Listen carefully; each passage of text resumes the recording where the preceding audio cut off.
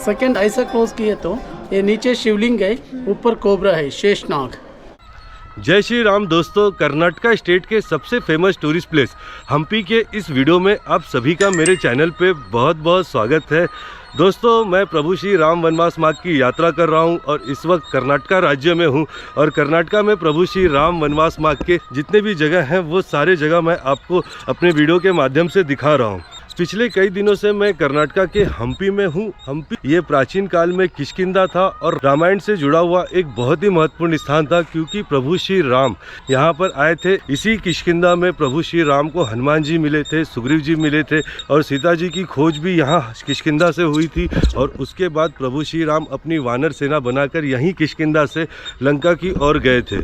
उसके साथ साथ 13वीं शताब्दी से लेकर 15वीं शताब्दी में विजयनगर साम्राज्य के राजाओं ने यहाँ पर शासन किया है। लगभग 200 वर्ष वो यहाँ से शासन करते थे और हम्पी उनकी राजधानी थी। उनके शासनकाल में यहाँ हम्पी पर एक से बढ़कर एक मंदिर, मॉन्यूमेंट, स्मारक और बहुत सारी चीज़ें बनाई गई। ये जो हम्पी है, ये पूरा हम्पी शहर ही यूनेस्को की वर्ल्ड हेरिटेज साइट में शामिल है। बहुत सारी चीज़ें हैं यहाँ पर देखने के लिए और घूमने के लिए। और आज के इस वीडियो में मैं आपको हम्पी की कंप्लीट पूरी टूर कराने वाला हूँ कि आप यहाँ हम्पी कैसे पहुँच सकते हैं, यहाँ आने पर आप कहाँ रह सकते हैं, किन किन जगहों पर आप जा सकते हैं और हम्पी की आप ये पूरी टूर कैसे कर सकते हैं। तो आज का जो ये वीडियो होने वाला है, इस वीडियो को देखकर आपको हम्पी के बारे में A to Z इंफॉर्मेशन मिल जाएगी।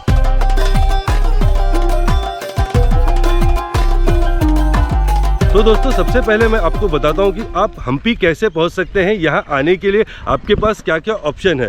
तो हम्पी जो है ये कर्नाटका का बहुत फेमस टूरिस्ट प्लेस है। यहां पर आप बाय फ्लाइट, बाय ट्रेन या बाय रोड आसानी से पहुंच सकते हैं। यहां हम्पी के पास जो नियरेस्ट एयरपोर्ट है वो लगभग यहां से 30 किलोमीटर दूर जिंदल विद्यानगर एयरपोर्ट है। आप जिंदल विद्यानगर एयरपोर्ट पर आ सकते हैं और वहाँ से फिर आप कैब लेकर या ऑटो रिक्शा लेकर आसानी से 1 घंटे के अंदर आप यहाँ पर हम्पी में पहुंच जाएंगे। उसके अलावा अगर आप बाय ट्रेन से आ रहे हैं तो हम्पी से 12 किलोमीटर की दूरी पे हॉस्पेट शहर है। हॉस्पेट में ही यहाँ हम्पी का मेन रेलवे स्टेशन है, जहाँ पर पूरे भारत से ट्रेन आती है। तो आपको हॉस्पेट रेलवे स्टेशन पर आना होगा और हॉस्पेट रेलवे स्टेशन के बाहर से ऑटो वाले 200 से 250 रुपये लेते हैं और वो आपको यहाँ हम्पी के विरूपक्ष मंदिर के पास लेकर आते हैं। और रेलवे स्टेशन के पास में ही हॉस्पेट का बस स्टैंड भी है, तो आप हॉस्पेट के बस स्टैंड पर भी जा सकते हैं। हॉस्पेट से यहाँ पर हम्पी आने के लिए लगातार बसेस चलती है, जिसका 18 रुपये किराया है। आप 18 रुपये देकर हॉस्पेट रेलवे स्टेशन और बस स्टैंड से यहाँ हम्पी आसानी से पहुँच सकते हैं। अगर आप अपनी गाड़ी से बाय रोड आ रहे हैं तो हम्पी आने के लिए यहाँ बहुत अच्छे 4 लेन हाईवेज बने हुए हैं, जिससे आप आसानी से यहाँ हम्पी में पहुँच सकते हैं। अगर आपके शहर से हॉस्पेट के लिए डायरेक्ट ट्रेन नहीं आती है तो यहाँ से लगभग 180 किलोमीटर की दूरी पर एक दूसरा शहर है हुबली। तो आप बाय ट्रेन हुबली भी आ सकते हैं और हुबली से आप बस लेकर या कैब लेकर आसानी से यहाँ हॉस्पेट और हम्पी पहुंच सकते हैं। हुबली में एयरपोर्ट भी है। सारी जो बसेज हैं, ऑटोज हैं, वो आपको यहाँ पर विरूपक्ष मंदिर के पास लेकर आती है। ये जो आप मेरे पीछे देख रहे हैं, ये विरूपक्ष मंदिर के पास में यहाँ हम्पी का बस स्टैंड है और पार्किंग है। अगर आप अपनी गाड़ी से आ रहे हैं तो आपको पार्किंग भी यहीं मिल जाएगा। और इसी बस स्टैंड के पास में विरूपक्ष मंदिर है, हम्पी बाजार है और यहाँ पर रहने के लिए आपको स्टे भी यहाँ पर विरूपक्ष मंदिर के पास मिल जाएगा। तो ये है यहाँ आने के ऑप्शन। अब मैं आपको बताता हूँ कि आप हम्पी में आएंगे तो आप स्टे कहाँ कर सकते हैं, आप कहाँ रह सकते हैं।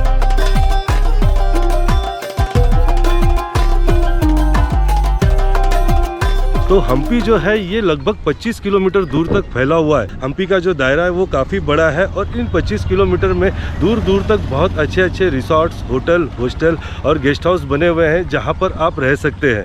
लेकिन हम्पी में रहने के लिए जो सबसे बेस्ट जगह है वो बस स्टैंड और विरूपक्ष मंदिर के पास में ही हम्पी बाज़ार है। मैं आपको दिखा देता हूँ, ये बस स्टैंड है सामने, ये बिल्कुल सामने यहाँ पर बस स्टैंड है। और बस स्टैंड से जैसे आप आएंगे, ये पीछे विरूपक्ष मंदिर है और विरूपक्ष मंदिर के गोपुरम के पास में ही यहाँ पर जो है वो हम्पी बाजार है। हम्पी बाजार यहाँ विरूपक्ष मंदिर के पास में एक गांव है, जहाँ पर बहुत सारे होम स्टेज बने हुए हैं, जहाँ पर आपको 600 रुपये से लेकर 1500-2000 रुपये तक काफ़ी अच्छे कमरे स्टे करने के लिए मिल जाएंगे। बहुत सारे लोग जो हम्पी में आते हैं वो यहीं हम्पी बाजार में विरूपक्ष मंदिर के पास स्टे करते हैं। यहाँ पर जो फॉरेनर्स भी आते हैं, ज़्यादातर आपको इसी हम्पी बाजार के पास जो होम स्टेज बने हैं वहाँ पर स्टे करते हुए मिलेंगे। हम्पी में यहाँ पर शॉपिंग करने के लिए भी ये जगह बहुत अच्छी है। यहाँ पर आपको हम्पी के बने हुए हैंडलूम्स और एंटिक्स आइटम्स आपको खरीदने के लिए मिल जाएंगे। और यहाँ पर काफ़ी रेस्टोरेंट भी है जहाँ पर आपको 150 से 200 रुपये में होममेड घर का बना हुआ और अच्छे रेस्टोरेंट का खाना आपको मिल जाएगा, जो यहाँ पर हम्पी बाज़ार के अंदर है। तो दोस्तों ये है जानकारी यहाँ पहुँचने की, यहाँ स्टे करने की और यहाँ पर खाने की और शॉपिंग की। अब हम यहाँ से चलते हैं और हम्पी के जितने भी फेमस टूरिस्ट प्लेसेस हैं वो सारे मैं आपको एक एक करके दिखाता हूँ।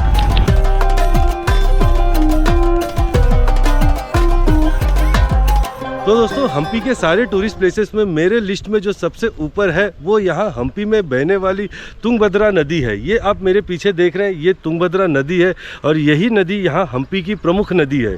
मेरे लिस्ट में तुंगभद्रा नदी सबसे ऊपर इसलिए है क्योंकि हमारे भारत में जो 9 प्रमुख नदियाँ हैं जहाँ पर लोग अपने पापों की मुक्ति के लिए स्नान करते हैं, उनमें तुंगभद्रा नदी भी एक प्रमुख नदी है। यहाँ तुंगभद्रा नदी में स्नान करने के लिए पूरे देश से लोग आते हैं और हम्पी में कई जगह पर ऐसे घाट बने जहाँ पर तुंगभद्रा नदी में स्नान होती है। तो एक जगह ये है बिल्कुल विरूपक्ष मंदिर और हम्पी बाजार के पास में। इसके अलावा इसी नदी के किनारे आप यहाँ से आगे जाएंगे, लगभग 1.5 से 2 किलोमीटर दूर आगे जाएंगे तो आप ऋषिमुख पर्वत के पास पहुँचेंगे जहाँ पर चक्र तीर्थ है। तुंगभद्रा नदी वहाँ पर ऋषिमुख पर्वत के पास धनुष का आकार लेती है, धनुष के आकार में बहती है, इसलिए उस जगह को चक्र तीर्थ कहा जाता है। और वहाँ पर आप स्नान करने के साथ साथ में हम्पी का जो फेमस कोराकल राइड है, जहाँ पर चमड़े और बांस से एक टोकरे का नाव बनाया जाता है और उस नाव से यहाँ तुंगभद्रा नदी में बोटिंग होती है। तो आप वहाँ पे बोटिंग भी कर सकते हैं, वहाँ पे स्नान भी कर सकते हैं। और वहीं पर पास में प्रभु श्री राम का कोदंड राम मंदिर है, तो आप भगवान राम के भी दर्शन कर सकते हैं।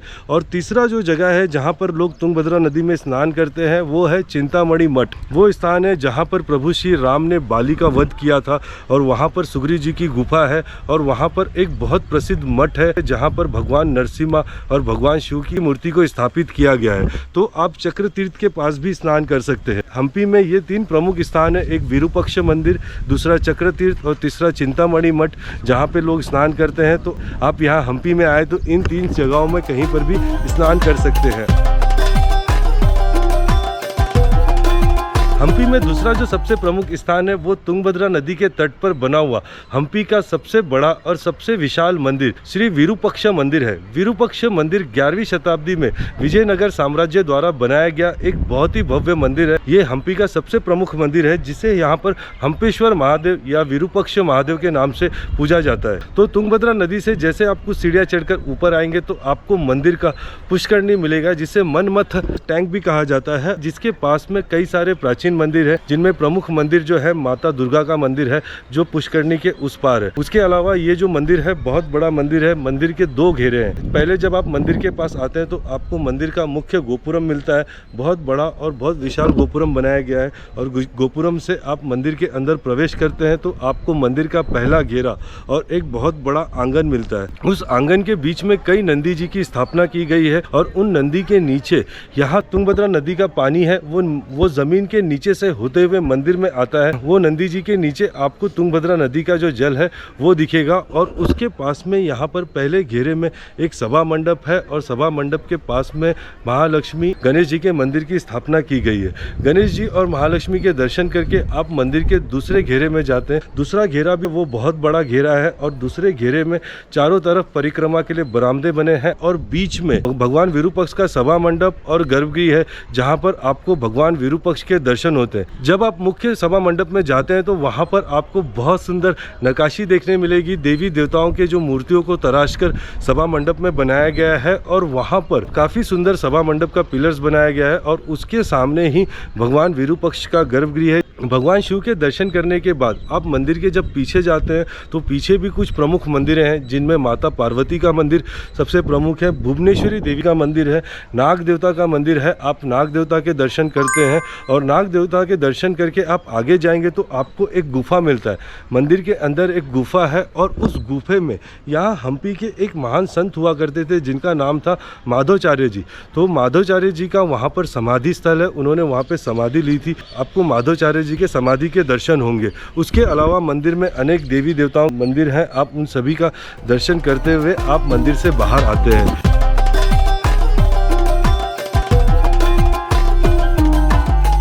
विरूपाक्ष मंदिर में दर्शन करने के बाद अगला जो आपको प्रमुख स्थान मिलेगा वो एक बहुत ही सुंदर पहाड़ी है जिसका नाम हेमकुंड पर्वत है। ऐसी मान्यता है जब प्रभु श्री राम यहाँ किष्किंधा में थे तब हनुमान जी और वानर सेनाओं ने यहाँ पर बड़े बड़े पत्थरों को रखकर उन पर गुफाएं बनाई थी जहाँ पर प्रभु श्री राम विश्राम कर सके। तो जैसे आप विरूपाक्ष मंदिर से दर्शन करके कुछ सीढ़ियाँ चढ़ के ऊपर आएंगे तो आपको ये पहाड़ी मिलेगी, हेमकुंड की पहाड़ी।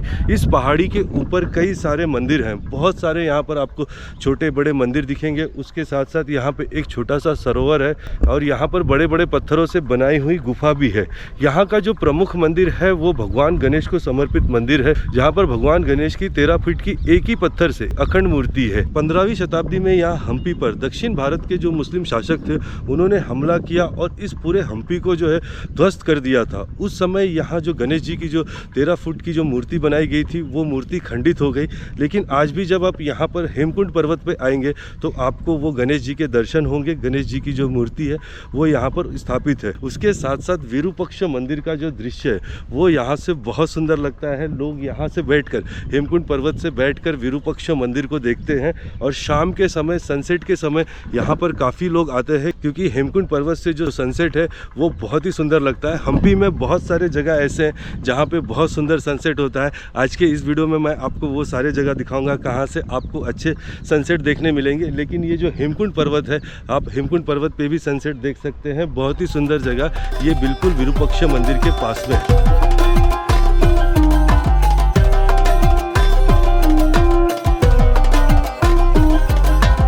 तो दोस्तों हेमकुंड पर्वत के बाद आप थोड़ा सा आगे चलकर आएंगे तो आपको अगला जो जगह मिलेगा वो भगवान कृष्ण को समर्पित एक बहुत ही सुंदर मंदिर श्री कृष्ण मंदिर है। 1515 में कृष्णदेव राय द्वारा इस मंदिर का निर्माण कराया गया था। यहाँ पर जो स्थापित भगवान कृष्ण की जो मूर्ति थी वो बाल कृष्ण मूर्ति थी।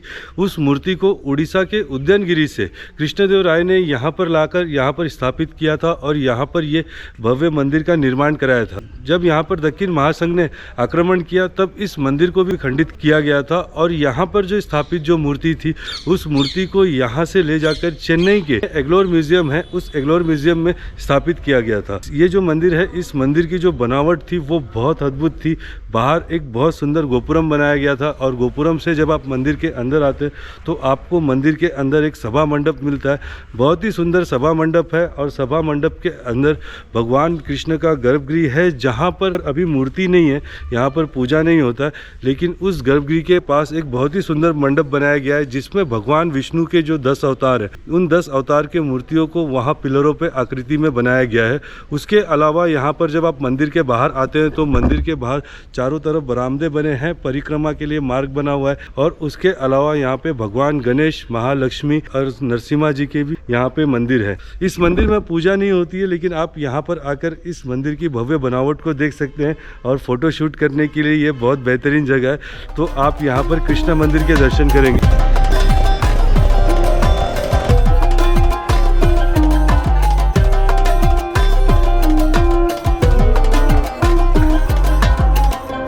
तो दोस्तों कृष्ण मंदिर से दर्शन करके आप थोड़ा सा आगे आएंगे, पैदल चल कर ही आप आगे आएंगे तो आप पहुंचेंगे हम्पी के एक बहुत प्रसिद्ध लक्ष्मी नरसिम्हा मंदिर पर। पहले मैं आपको बता देता हूं। तो देखिए ये कृष्णा मंदिर है, वहां पर जो है वो हेमकुंड पर्वत है। हेमकुंड पर्वत का हिस्सा यहाँ कृष्णा मंदिर तक आता है और कृष्णा मंदिर से जब आप दर्शन करके आगे आएंगे तो यहाँ पर आपको लक्ष्मी नरसिम्हा जी के दर्शन होंगे। यहाँ पर 2 मंदिर है, एक भगवान शिव को समर्पित मंदिर है और एक भगवान नरसिम्हा को समर्पित मंदिर है। यहाँ पर भगवान नरसिम्हा की एक ही पत्थर पर बनाई हुई बहुत विशाल मूर्ति स्थापित है और यहाँ पर जो शिव जी हैं वो शिव जी की भी 12 फीट ऊंची शिवलिंग है जिसके नीचे हमेशा यहाँ पर पानी भरा रहता है। इस मंदिर का निर्माण भी कृष्णदेव राय ने कराया था, जिन्होंने यहाँ पर श्री कृष्ण मंदिर का निर्माण कराया था। उनके ही आदेश पर उनके जो पुरोहित थे कृष्ण भट्ट जी ने यहाँ पर भगवान लक्ष्मी नरसिम्हा जी की मूर्ति को स्थापित किया था। ये भगवान नरसिम्हा की उग्र मूर्ति है जो बैठे हुए यहाँ पर दर्शाया गया है। मूर्ति के सबसे ऊपर कीर्तिमुख की स्थापना की गई है। कीर्तिमुख के नीचे 7 नाग जो हैं वो फन फैलाए हुए भगवान नरसिम्हा के ऊपर छत की तरह है। ये जो मूर्ति है ये भी खंडित मूर्ति है, यहाँ पर भी आक्रमण हुआ था इसलिए भगवान नरसिम्हा के जो चारों हाथ हैं खंडित हो चुके हैं। और प्राचीन काल में जब इस मूर्ति का निर्माण किया गया था तब उस समय लक्ष्मी जी वो नरसिम्हा जी की गोद में थी, लेकिन लक्ष्मी जी की भी मूर्ति खंडित हो गई है। जब आप नरसिम्हा जी की मूर्ति को गौर से देखेंगे, ध्यान से देखेंगे तो आपको लक्ष्मी जी के कुछ अवशेष यहाँ पर देखने मिलेंगे। और नरसिम्हा मंदिर से से दर्शन करके आप आगे बढ़ेंगे तो यहीं पर पास में आपको शिवलिंग के दर्शन होंगे, जिन्हें बड़वी लिंग कहा जाता है। और ये 12 फीट की भगवान शिव की यहाँ पर लिंग को स्थापित किया गया है, जिसके नीचे पानी भरा रहता है। तुंगभद्रा नदी का पानी एक नहर से होते हुए यहाँ जमीन के नीचे से मंदिर में आता है और ये जो शिवलिंग है वो हमेशा पानी में रहता है। और मंदिर के बाहर आप देखेंगे तो बहुत खुला जगह है। तो ये दोनों के मंदिरों के दर्शन करके फिर अब हम यहाँ से आगे बढ़ते हैं और इससे आगे बढ़ने पर हमें विजयनगर साम्राज्य के जो राजमहल, जो उनके पैलेस थे जहाँ पे वो रहते थे, वो सारी चीज़ें देखने मिलेगी। तो अब हम वहाँ चलते हैं। नरसिम्हा मंदिर के आगे अगर आपके पास गाड़ी नहीं है और आप पैदल चलकर ही हम्पी घूमना चाहते हैं तो नरसिम्हा मंदिर के सामने से मतंग पर्वत, अछूतराय मंदिर, ऋषिमुख पर्वत, सुग्रीव गुफा होते हुए आप विजय विठल मंदिर तक पहुंच सकते हैं, जिसकी पूरी जानकारी मैंने मेरे पिछले ऋषिमुख पर्वत के वीडियो में दी है, जहां आप बिना गाड़ी के एक दिन हम्पी में कैसे घूम सकते हैं उसकी पूरी जानकारी आपको वहां पर मिल जाएगी।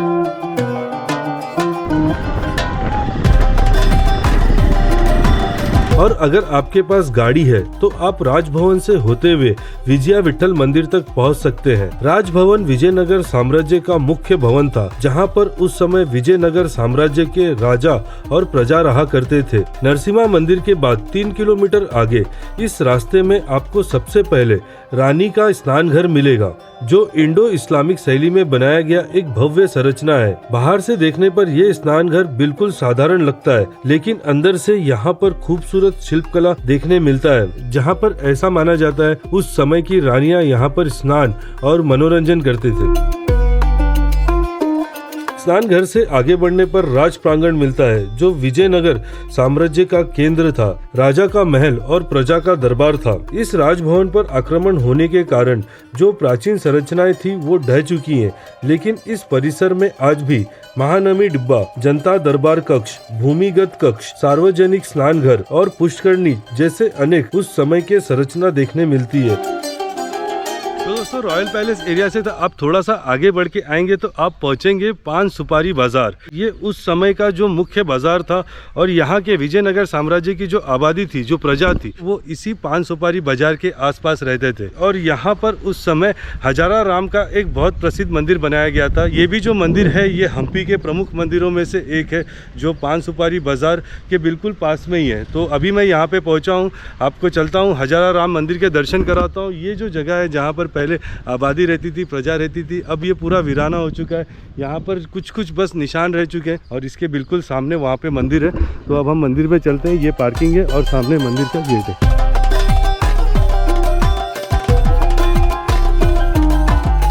हजार राम मंदिर का निर्माण 1416 ईस्वी में महारानी अन्नमा देवी द्वारा किए जाने का उल्लेख मिलता है। इस मंदिर के दीवारों पर महाकाव्य रामायण और भागवत के कुछ महत्वपूर्ण कहानियों को मूर्तियों में दिखाया गया है। हजार राम मंदिर की भव्यता अद्भुत है, जिसमें एक गर्भगृह, रंग मंडप, विशाल बरामदा और भगवान विष्णु के 10 अवतार को दर्शाने वाले स्तंभ तराशे गए हैं। पूरे मंदिर के दीवारों पर घोड़े, हाथी, ऊँटों, नर्तकियों के, संगीतकार के और कई देवी देवताओं के चित्रण किया गया है।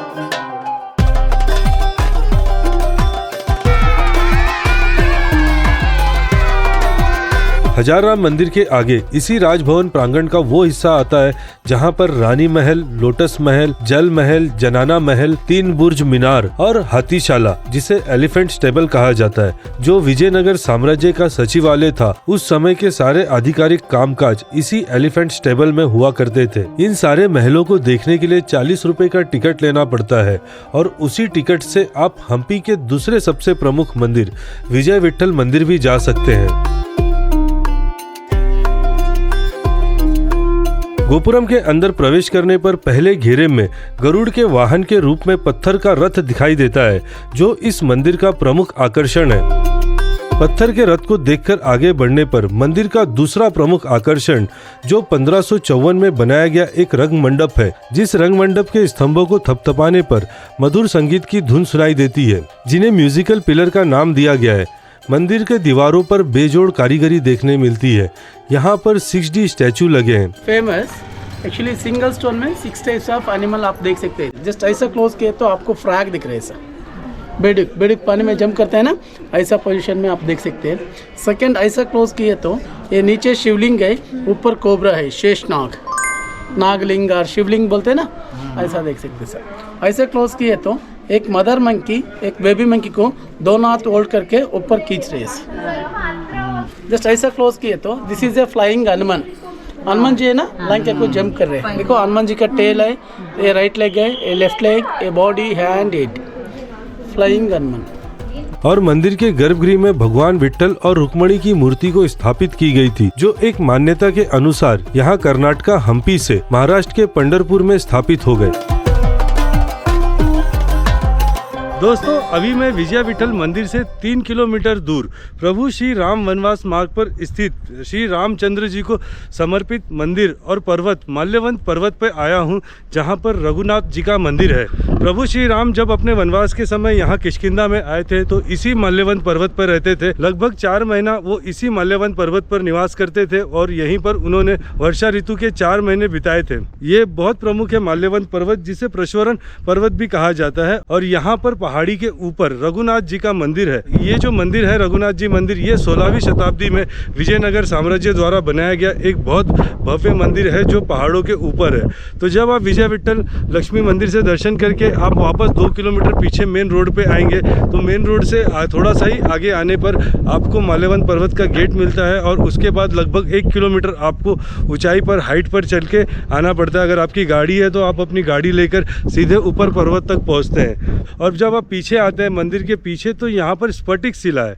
स्फटिक शिला में यहाँ पर भगवान शिव का एक मंदिर है जो एक बहुत बड़े पत्थर पर बनाया गया है मंदिर है। और उसके पास में यहाँ पर लक्ष्मण जी ने एक कुंड का निर्माण किया था, तो आपको उस कुंड के दर्शन होंगे। तो मैं आपको दिखा देता हूँ। ये देखिए, ये स्फटिक शिला मंदिर है। यहाँ पर ये आप शिव जी का मंदिर है, आप यहाँ पे दर्शन करते हैं। वो आगे रघुनाथ जी का मंदिर है, आप रघुनाथ जी का मंदिर का दर्शन करके आएंगे। जो लक्ष्मण जी ने ये कुंड बनाया था, यहाँ पर कई सारे शिवलिंग की स्थापना की गई है और यहाँ पे नंदी जी हैं, शिवलिंग है और ये पूरा कुंड है। ये जो माल्यवंत पर्वत है ये यहाँ का सनसेट पॉइंट भी है, तो यहाँ पर लोग सनसेट देखने भी आते हैं। और इस जगह से अगर आप देखेंगे तो ये एक नीचे रास्ता जा रहा है जो विजय विट्ठल मंदिर को जा रहा है। हम वहाँ पर अभी जाके आ रहे हैं। तो विजय विट्ठल मंदिर उस पर्वत के पीछे, उसके ऊपर आपको जो पर्वत दिख रहा है एकदम पीछे लास्ट में, वो अंजनाद्री पर्वत है जहाँ पे हनुमान जी का जन्म हुआ था। हम वहाँ पे भी जाएंगे। उसके आगे ये जो पर्वत है ये ऋषिमुख पर्वत है। ऋषिमुख पर्वत है, मेरे पिछले वीडियो में मैंने आपको ऋषिमुख पर्वत की संपूर्ण जानकारी दी थी, जहाँ पे सुग्रीव जी की गुफा है और सीता कुंड है। और उससे आगे वहाँ पर आप जाएंगे तो अच्युत राय मंदिर है और अच्युत राय मंदिर के ऊपर जो पहाड़ आपको दिख रहा है वो हम्पी का सबसे ऊंचा पहाड़ मतंग ऋषि का आश्रम मतंग पर्वत है। और यहाँ पर आप दूर दूर तक देखेंगे तो ये कमलापुर है और वहाँ पर कमलापुर लेक है। और नीचे आपको जो है केले के, नारियल के बागान दिखेंगे और चावल की खेती होती है यहाँ पे। तो बहुत ही सुंदर दृश्य दिखता है यहाँ माल्यवंत पर्वत से। और आप हम्पी की यात्रा में आए तो आप इस जगह पे ज़रूर आए, क्योंकि ये प्रभु श्री राम वनवास मार्ग पर स्थित मंदिर है और बहुत ही सुंदर जगह है यहाँ पे। माल्यवन पर्वत के आगे विजयनगर साम्राज्य समाप्त हो जाता है और तुंगभद्रा नदी को पार करने के बाद वास्तविक रामायण में उल्लेख किष्किंधा नगर का स्थान आता है, जहां पर तुंगभद्रा नदी के तट पर चिंतामणि मठ है, जहां पर भगवान श्री राम ने बाली का वध किया था। और वहां पर सुग्रीव जी की गुफा, बाली महल, पंपा सरोवर आता है। तो दोस्तों, वहाँ पंपा सरोवर से अब मैं अंजनाद्री पर्वत पे आ चुका हूँ और अंजनाद्री पर्वत वही स्थान है जहाँ पर हनुमान जी का जन्म हुआ था। ये जो मंदिर है ये हम्पी के दूसरी तरफ तुंगभद्रा नदी के किनारे हनुमान हल्ली गांव में है। और यहाँ आने के लिए आपको 575 सीढ़ियाँ चढ़ के ऊपर आना पड़ता है। पहले जो 400 सीढ़ियाँ हैं उसमें शेड लगे हुए हैं, पक्के सीढ़ियाँ बनी हुई हैं।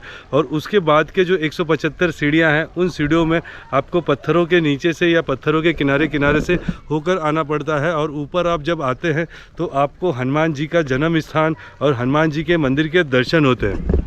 पिछले वीडियो में मैंने आपको अंजनाद्री पर्वत की संपूर्ण जानकारी दी थी और इस जगह के बारे में आपको बहुत सारी बातें बताई थी। आप मेरा वो वीडियो देखेंगे तो आपको अंजनाद्री पर्वत और यहाँ होने वाले माला विसर्जन उत्सव के बारे में बहुत सारी जानकारी मिलेगी। यहाँ पर आप ऊपर आते हैं तो हनुमान जी का एक मंदिर है। उस मंदिर के अंदर जिस जगह पे हनुमान जी का जन्म हुआ था वहाँ पर हनुमान जी की बहुत सुंदर सिंदूर मूर्ति स्थापित की गई है। उसके पास में ही प्रभु श्री रामचंद्र जी का मंदिर है और राम मंदिर के बिल्कुल सामने ही हनुमान जी की माता जी अंजना माता का भी मंदिर है, तो आप मंदिर के अंदर अंजना माता के दर्शन कर सकते हैं। और यहाँ से अगर आप बाहर का दृश्य देखेंगे ऊपर से तो बहुत ही सुंदर लगता है। मैं आपको बाहर से दृश्य दिखाता हूँ।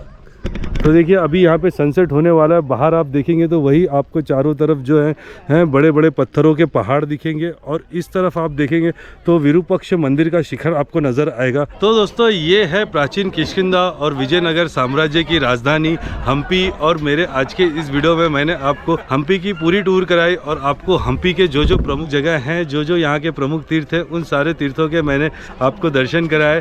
तो आई होप मेरे इस वीडियो से आपको हम्पी के बारे में बहुत सारी जानकारी मिली होगी। तो दोस्तों आज के इस वीडियो को अब मैं यहीं पर अंजनाद्री पर्वत पे एंड करता हूं, और हम मिलेंगे प्रभु श्री राम वनवास मार्ग के दूसरे स्थान पर बहुत ही जल्दी। तब तक के लिए आप सभी को हर हर महादेव, जय श्री राम।